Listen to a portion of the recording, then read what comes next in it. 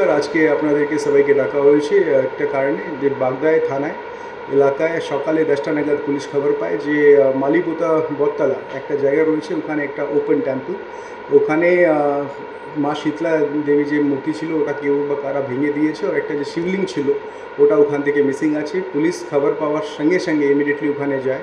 আমরা 3-4টা team form করি আর সিসিটিভিগুলো যে ওখানে আশপাশে ছিল আমরা ওটা খুঁজে দেখি।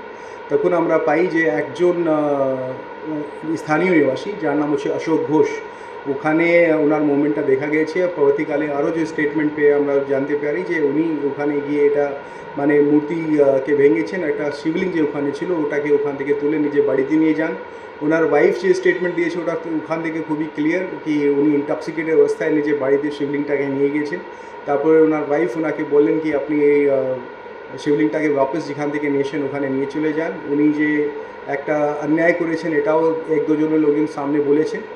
ইমিডিয়েটলি সঙ্গে সঙ্গে ওনাকে আইডেন্টিফাই করার পরে পুলিশ ডিটেইন করে, একটা স্পেসিফিক মামলায় কেস করে ওনাকে কালকে চালান করে বনগাঁও কোর্টে পাঠানো হবে।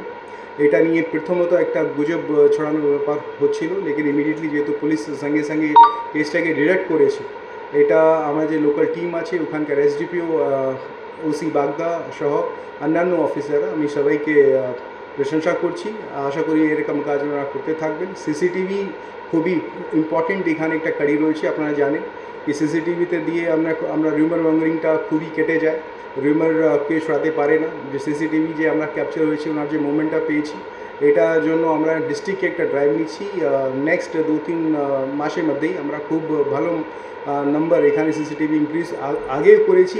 আরও এটা মিক্স পকেট এলাকায় যেখানে রয়েছে বা এরকম কিছু জায়গায় যদি থাকে ওটাও আমরা সিসিটিভি আয়তায় নিয়ে আসবো।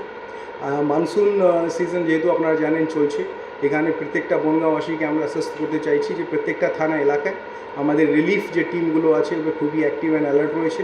অনারেবল সিএম ম্যাডাম ইনস্ট্রাকশন অনুযায়ী আমাদের রেসপেক্টেড ডিজিপি স্যার ওনার যে ইনস্ট্রাকশনগুলো রয়েছে আমরা আমরা যে ব্যবস্থা আছে, আমরা যে ডেভেলপমেন্ট আছে ওটা অলরেডি মনিটর করছি। কোথাও যদি কোনো প্রবলেম থাকে ইমিডিয়েটলি পুলিশ ইন্টারভিন করবে আর রিলিফ যে কার্য আছে ওটা করাবে। আমরা নজরে ওয়াচে রাখছি। আপাতত কোনো ওয়াটার লগিং আমাদের এলাকায় নেই, বাট আমরা অ্যালার্ট রয়েছি। Thank you.